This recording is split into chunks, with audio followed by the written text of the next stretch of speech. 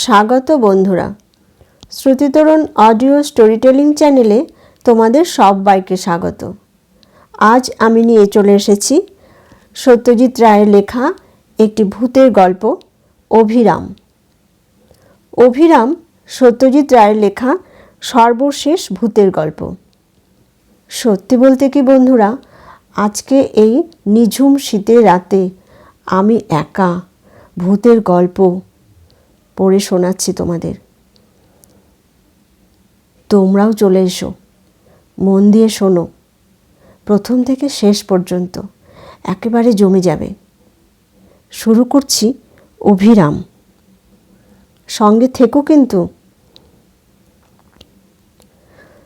তোমার নাম কি? অভিরাম সাউ বাবু। তোমার বাড়ি কোথায়?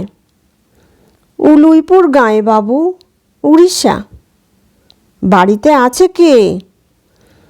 আমার দাদা আছে, বৌদি আছে, দুই ভাইপো আছে। তোমার বাড়ি যেতে হয় না? কালে ভদ্রে বাবু, আমি তো সংসার করিনি, ধান জমি আছে কিছু, দাদাই দেখে। তুমি বাড়ি গেলে বদলি দিয়ে যাবে তো? নিশ্চয়ই, তবে সে দরকার আমার হবে না বাবু, হলে বদলি দিয়ে যাব নিশ্চয়ই। বদলির কথা কেন উঠল সেটা বলছি তোমায়। আমার সন্ধেবেলা একা থাকতে ভয় হয়, আমার ভূতে ভয় আছে। আমি রান্নার লোক যাকে পেয়েছি সে ঠিকই সন্ধেবেলা রেঁধে দিয়ে চলে যাবে, তখন আমার কাছে আরেকজন লোক থাকা চাই। সে নিয়ে আপনি চিন্তা করবেন না বাবু, ও হয়ে যাবে। আমার নিজের মনে কোনো ভূতের ভয় নেই। ঠিক আছে অভিরাম। লোকটিকে বেশ ভালোই লাগলো শঙ্করবাবুর। 40-এর কাছাকাছি বয়স, বেশ হাসি খুশি, চালাক চতুর চেহারা। স্টেট ব্যাংকের কর্মচারী শঙ্করবাবু এই 7 দিন হলো বদলি হয়ে পশ্চিমবাংলা আর উড়িষ্যার বর্ডারে এই ছোট শহর কাঞ্চনতলায় এসেছেন। নিজে একা মানুষ, দুখানা ঘর সমেত একতলা একটি ছোট বাড়ি পেয়েছেন, তাতে তার চলে যাবে। তবে বাড়ির পরিবেশ নিরিবিলি, তাই একজন চাকর সবসময় থাকা দরকার। অনেক চেষ্টা করেও সেই ভয় তিনি কাটিয়ে উঠতে পারেননি অনেক বছর ধরে। অভিরামকে শঙ্করবাবুর দিনে দিনে বেশি ভালো লাগতে লাগলো। এমনি কাজ তো করে ভালোই, খাটতেও পারে, আর সন্ধেবেলা সে সত্যি করে শঙ্করবাবুকে সঙ্গ দেয়। আরেকটা জিনিস শঙ্করবাবুকে অবাক করে, সেটা হলো অভিরামের গল্পের স্টক। সে বলে যে সব গল্প সে ছোটোবেলায় তার দিদিমার মুখে শুনেছে, উড়িষ্যার অফুরন্ত রূপকথা আর উপকথা। অভিরাম ভূতের গল্প বলার মন্ত্রণাও শঙ্করবাবুকে দিয়েছে, কিন্তু শঙ্করবাবু তাতে আমল দেননি। আমি কিন্তু অনেক ভূতের গল্প জানি বাবু, অভিরাম বলল। তা হোক, ও জিনিসটা তুমি বাদ দাও। তা বেশ বাবু, তাই হোক। তবে যদি কোনো দিন মনে হয় ভূতের ভয় কাটিয়ে উঠতে পেরেছেন তো আমায় বলবেন, তখন আমি আপনাকে ভূতের গল্প শোনাবো। দেখবেন কেমন মজাদার গল্প। তুমি নিজে ভূত মানো অভিরাম? আমার আর মানা না মানার কি আছে বাবু, ভূত থাকলে আছে, না থাকলে নেই, ব্যাস ফুরিয়ে গেল। তবে হ্যাঁ, ভূত মানেই যে খারাপ লোক হবে এটা আমি মানি না। ভালো ভূত হলে ক্ষতি কি? কথা আর বেশি আগালো না।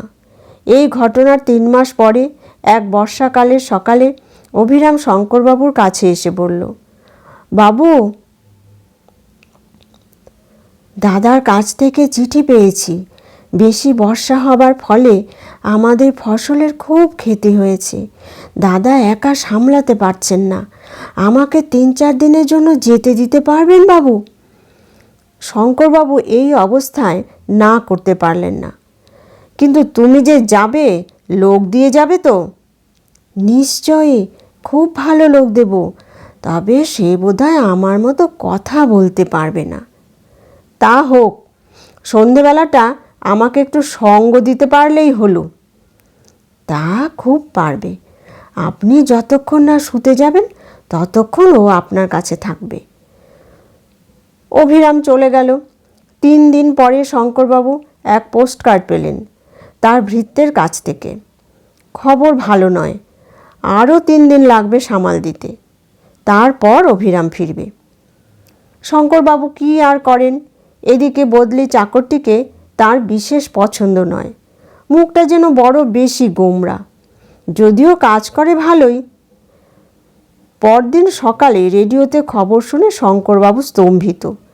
তার চাকরের গাঁ এবং তার চারপাশে বেশ অনেকখানি এলাকা জুড়ে প্রচণ্ড ঝড় বৃষ্টির ফলে হাজার হাজার লোক মারা গেছে এবং আরও অনেক বেশি লোক গৃহহীন। শঙ্করবাবু মাথায় হাত দিয়ে বসে পড়লেন। এই অবস্থায় কি করা উচিত তা তিনি স্থির করতে পারলেন না। চিঠি লিখে লাভ নেই, অভিরামও যে লিখবে এমন কোনো ভরসা নেই। অভিরামের বদলি নিতাইও এ ব্যাপারে কিছু সাহায্য করতে পারল না। রাত 10টা পর্যন্ত বাবুকে সঙ্গ দিয়ে নিতাই উঠে পড়ল। শঙ্করবাবু একা তাঁর শোয়ার ঘরে প্রবেশ করলেন। বিছানায় শুয়ে বুঝলেন যে তার ঘুম আসার সম্ভাবনা কম। অভিরামের অভাব তিনি তীব্রভাবে অনুভব করছেন। ক্রমে রাত নিঝুম হয়ে এলো। একটানা ঝিঁঝি ডেকে চলেছে। এবার তার সঙ্গে শেয়ালের ডাক যোগ হলো। ক্যা হুয়া, ক্যা হুয়া, ক্যা হুয়া। হুয়া আবার কেয়া? শঙ্করবাবুর মাথার উপর আকাশ ভেঙে পড়েছে।